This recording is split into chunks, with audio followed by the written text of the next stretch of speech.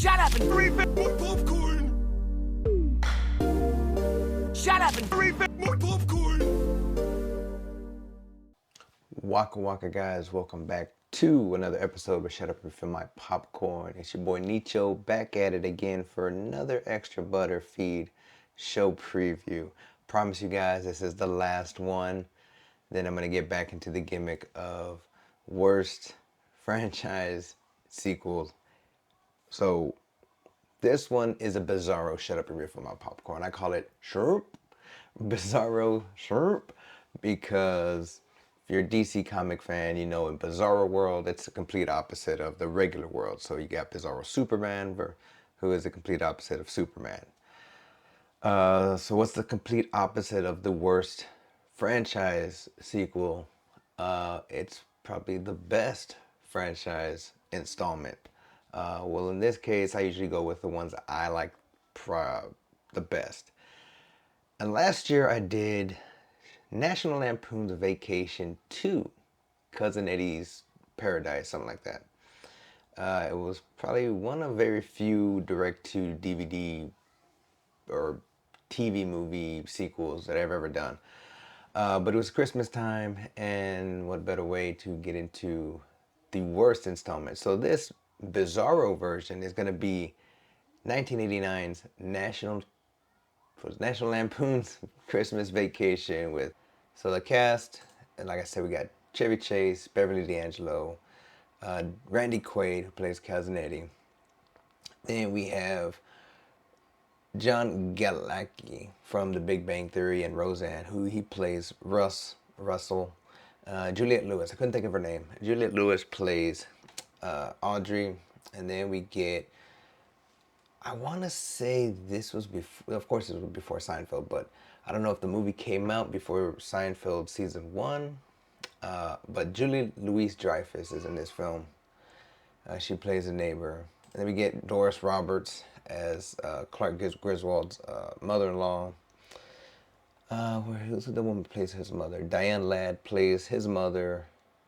Bill Murray's brother, Brian, Brian Doyle Murray, he plays the boss. He plays Frank Shirley, who we see at the end because Cousin Eddie wants to give Clark the perfect Christmas. Now, don't mind the little blue light here. This is my little microphone. Long story short, let's get into it. So, my little backstory. I hadn't seen this film until later in life. Now, not crazy, not now. I was probably at least 18 or 20 by the time I saw this movie on AMC.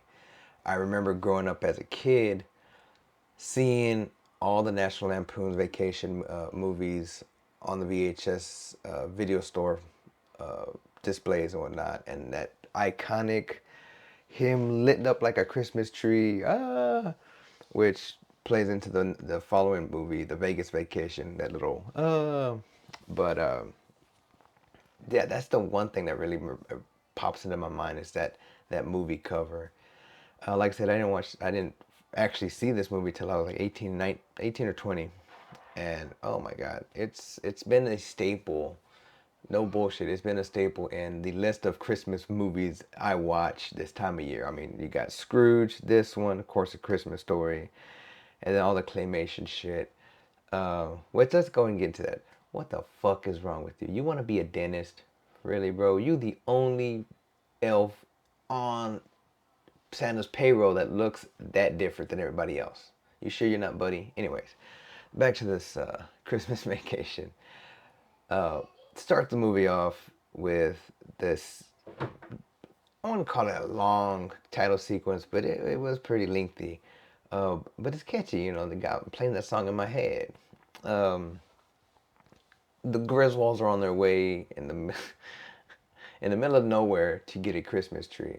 Like Clark has built up what a Griswold Christmas should be and will be in his head, and he, you know, I kind of empathize with that because, you know, you want things, you put them at a pedestal. You want things to be like Christmas, holidays with the families. Once you get to a certain age, you know, obviously it's no longer Christmas gifts and bikes. You know, you've taking on the grown-up role of, either hosting Christmas or providing, being Santa Claus. Let's be real, you become the Santa Claus.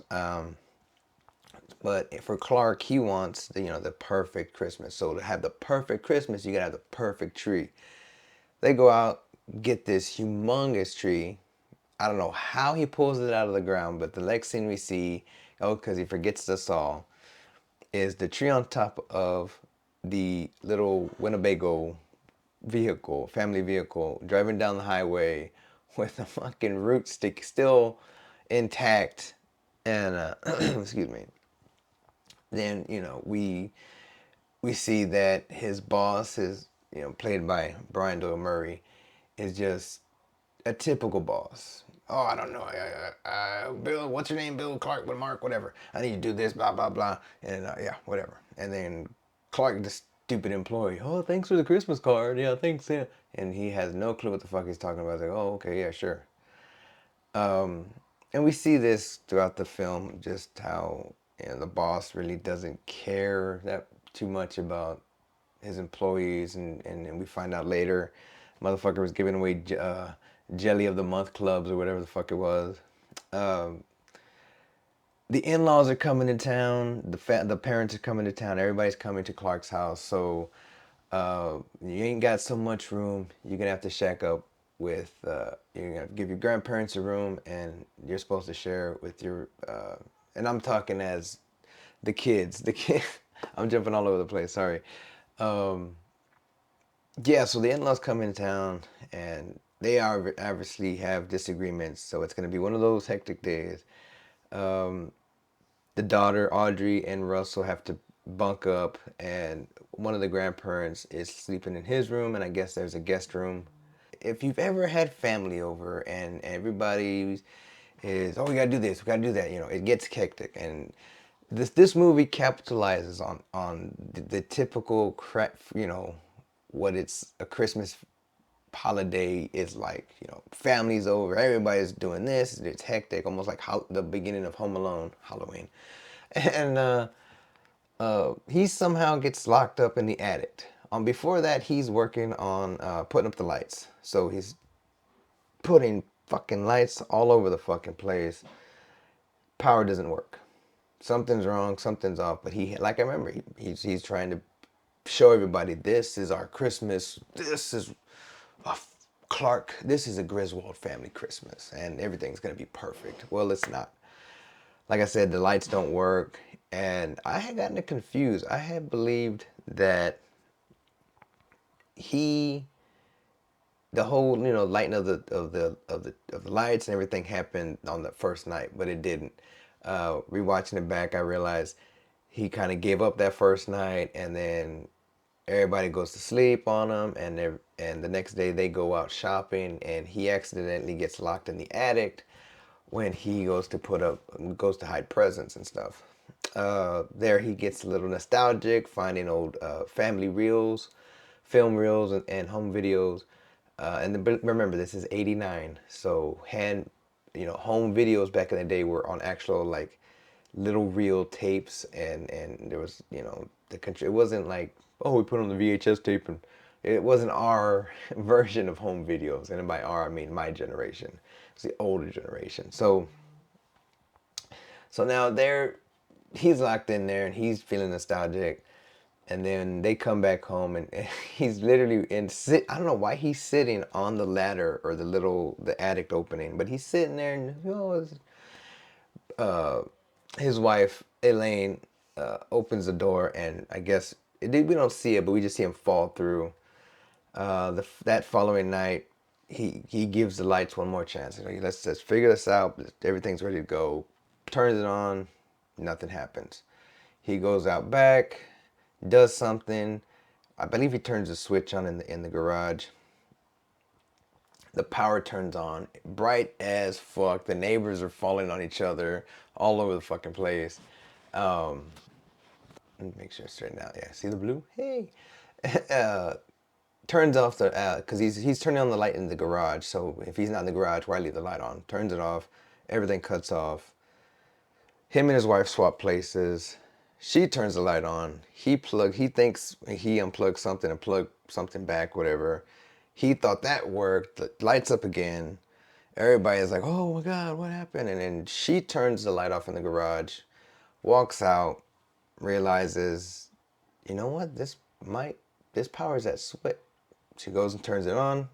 Lo and behold, the Griswold family house, Christmas house, it's lit. And he's so happy. He's going from family member to family member, hugging them and telling them, oh, hey, this is what you deserve. This is the Christmas you deserve. So glad you could be with us. Then we find Cousin Eddie.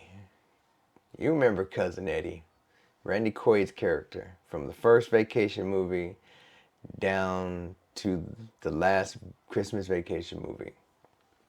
I highly suggest y'all go check out that episode. If you didn't even know there was a Christmas Vacation part 2. And so, yeah, that one kind of covers a lot. And so now Eddie's back and Clark is just, what the fuck are you doing here? Like, what the fuck? They came to surprise everybody, which is a huge surprise to Clark because, you know, Eddie is that cousin that, oh man, it's just like, I want to strangle the fuck out of you, but I can't because you're too stupid to understand why the fuck I'm strangling you. And haven't lost my, haven't gone off my rocker yet. Anyways, so the kids here, his kids, they only brought the 2 youngest ones. They go and stay inside the house so Eddie and the missus can bump uglies. Basically, they into some freaky shit. Now, if you listen to that scene, he tells his wife to get the kids' stuff and to go ahead and ready the rubber sheets and the gerbils. Let me repeat that. He tells his wife to go get the kids' things ready and to prep the rubber sheets and get the gerbils. And I don't know why I'm counting more than 2 things. These motherfuckers are freaky. Now, they already got like who knows how many fucking kids, because I don't think any kid has made a return in the first film, and then maybe Vegas Vacation, the stripper daughter was one. I don't know, but these motherfuckers, oh, they are the definition of hillbilly redneck cousins. And I'm sorry, they've never said that, but I'm saying it right now. These motherfuckers are beyond the hills have eyes. These motherfuckers, the hills have eyes, noses, eyelids, ears. They got facial hair. So then they realize, okay, so this whole time, like the whole deal with the boss and everything, he's waiting for his bonus. Now, Clark has already told his fellow coworker that he's going to be putting in a pool in the backyard, and he's counting on this bonus. Apparently, they've had bonuses every year, so he kind of has an idea of how much money he'll be getting, and so he put a down payment on for them as soon as the ground thaws from the snow to start digging, and so he's just fucking tactical. He wants, like he needs this bonus to cover the down payment. And so now he's visualizing, he's fantasizing about what it's going to be like, having a pool. He's always got this little I want to say perverted, man, a little bit perverted, because he did check out that chick at the mall, her little panty line, but little fantasies, I guess, of being a married man, which kind of, to me, it's kind of fucked up. And I say this, it's because if you know who his wife is played by, that bitch is sexy as fuck. Let's just put it that way. Like, she giving off that MILF, school teacher, I want to do bad things to you kind of vibe. Just, she's sexy as hell, and then you're gonna fantasize about, hot chicks in sports cars and chicks skinny dipping in your fantasy pool. But that's all I'm saying is that if I was Clark, I'd have a lot more kids. I'd have all those kids that played my kids. They'd be, oh, I have like 3 boys and 4 girls and 4 boys. You know what I mean? So, so now he's fantasizing about the pool, and little Mary Sue, whatever the fuck her name is, comes down and thinks she saw that Clark is Santa Claus because he's in the red pajamas, and she starts explaining just how bad their situation is, and it makes you kind of like, damn, that sucks because one, she's hillbilly because she's cussing like a sailor. The way that interaction is it's fucking hilarious because the kid is just talking like a grown person. We got the shaft. But the situation is that Eddie and his wife. I don't want to say who she is. Catherine. They can't afford to give their kids a Christmas, and it's really kind of fucked up and sad. But Clark kind of tries to instill in her that Santa Claus comes to our house. So since you're here, you're pretty lucky that you came to visit this year because he will see you. You will be visited by Santa Claus. It's like, so you and your brother don't have to worry. And it was a good heartwarming piece. Clark and Eddie have a heart to heart about don't worry about getting the kids anything. Me and the missus will take care of that. You don't have to worry about buying them gifts. And then Eddie pulls out a motherfucking list of, okay, well, here, this is what we want, this is what she wants, here, you know what? Get you something nice too, Clark. Like, really, motherfucker? Like, you're gonna take my kindness and then you're just gonna fucking, oh, hey, you gonna buy shit? Or buy me this RC car.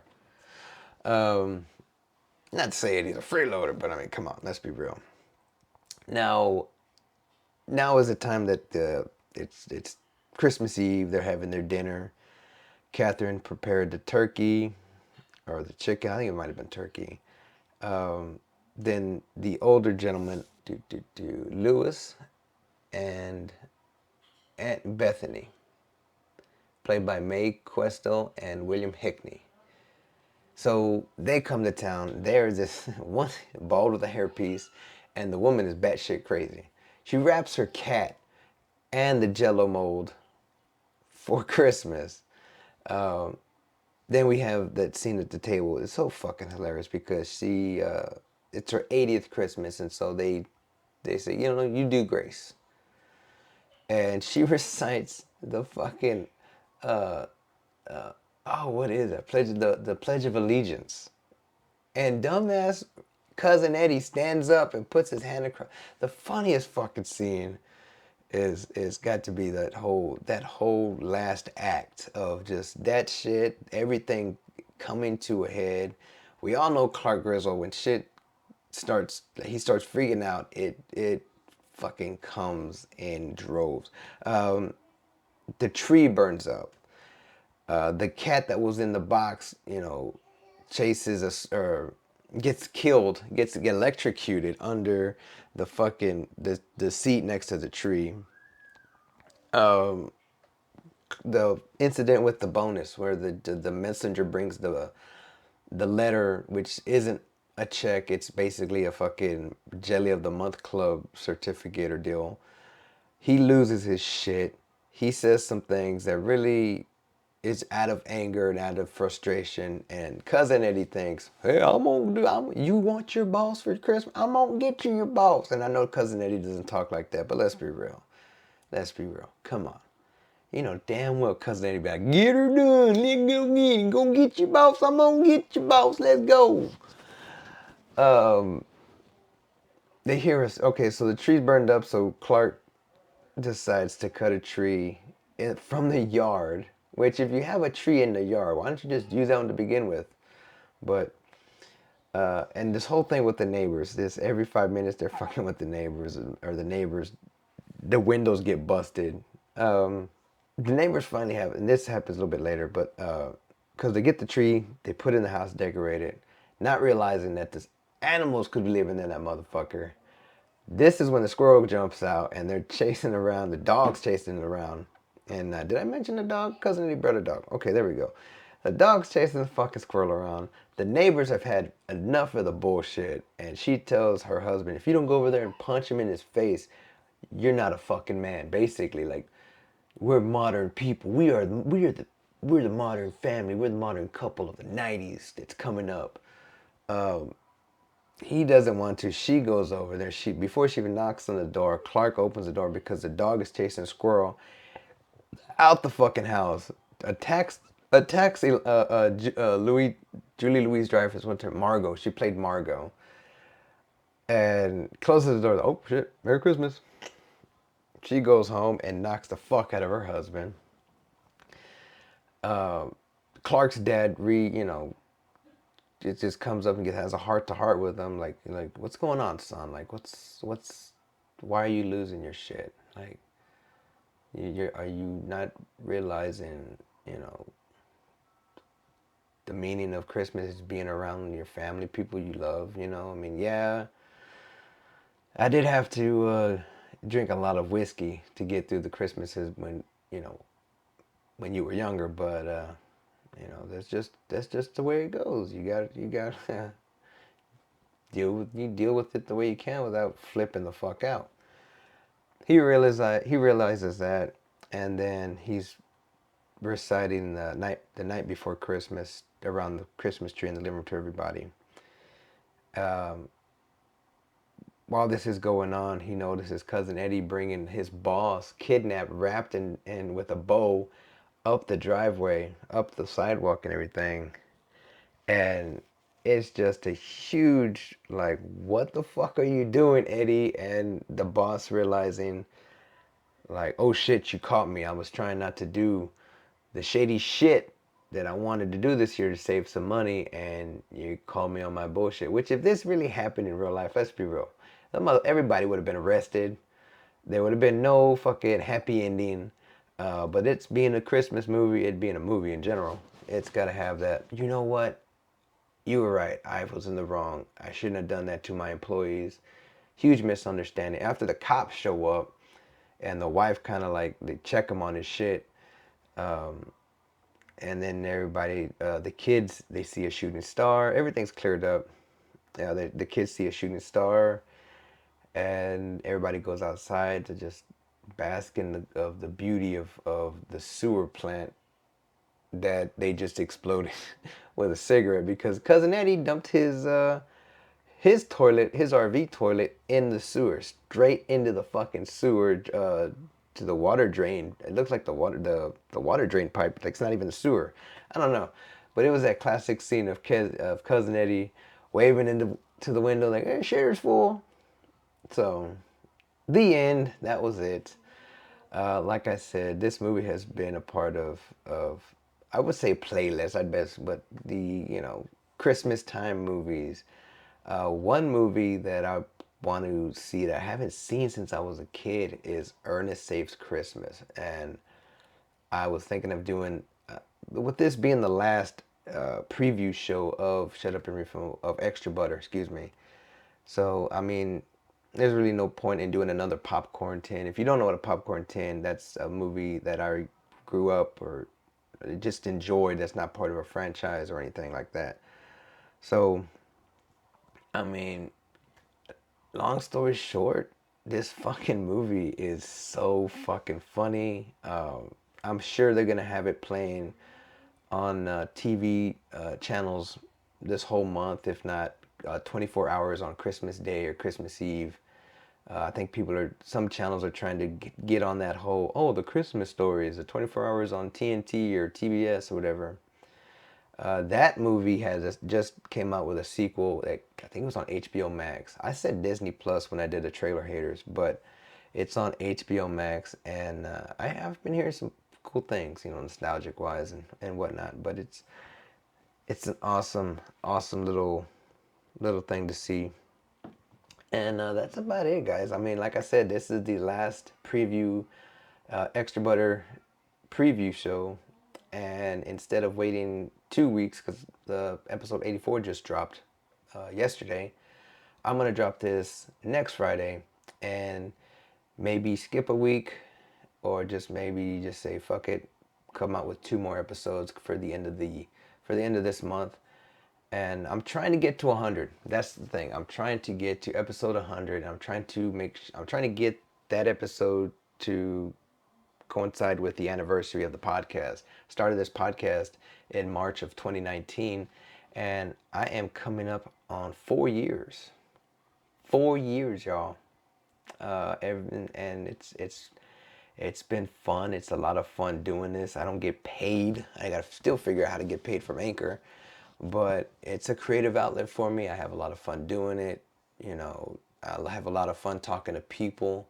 I had a few people reach out to me that they wanna do an episode, and if I'm all for it. If you're listening to this and you have an idea for a movie you want to talk about, holler at me at Shut Up Popcorn on Twitter, and see what we can do. I need to reach out to some people and just say hi and see if they're interested in doing another episode and whatnot. I know we're all busy, especially this time of year. But with all that being said, I highly suggest y'all check out the Linktree. I'm debating whether or not to shut the website down, only because I haven't been really updating it and doing a lot of things with it. But Linktree, I mean, it's up their game. Linktree has upped their game since I started get with my first Linktree. Now you go on to Linktree, you click on the links, and it gives you kind of a short preview of what that link shows. And I'm on the free version, so I'm on it right now. So you come down here, you go to where it says Shut Up and Refill My Popcorn, you click the link, it opens up all the links for the podcast. It has a link for the Anchor site, the Apple site, the Spotify, Amazon Music, Stitcher, and more. And you can listen right there, I believe right there on the Linktree app. Then you got my links for the social media: Facebook, Instagram, TikTok, Twitch, Twitter. I put my Amazon wish list on there. Links to YouTube.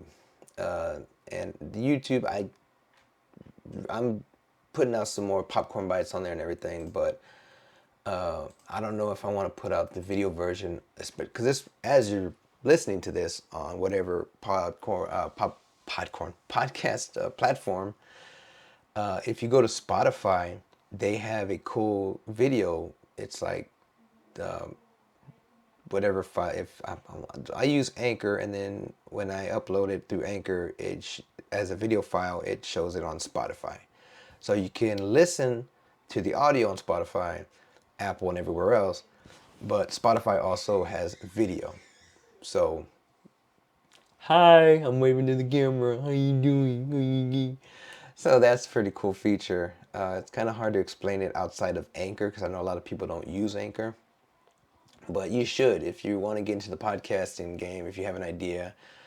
I mean, I'm not trying to discourage anybody. I mean, everybody got podcasts now. I mean, look at me. So I'd highly suggest looking into Anchor and using them. Have a lot of good tools. And if you haven't heard the ad by now, you will. So if you made it this far into the episode, and that's about it, guys. Like I said, this is the last Extra Butter preview show. Back to regularly shitty movies episodes like I've been doing for the past coming up 4 years. My God. See, you don't see these facial cartoonic shit that I be doing on audio format. It's only on video. It's only here on Spotify and maybe YouTube if they don't flag me for the trailer haters.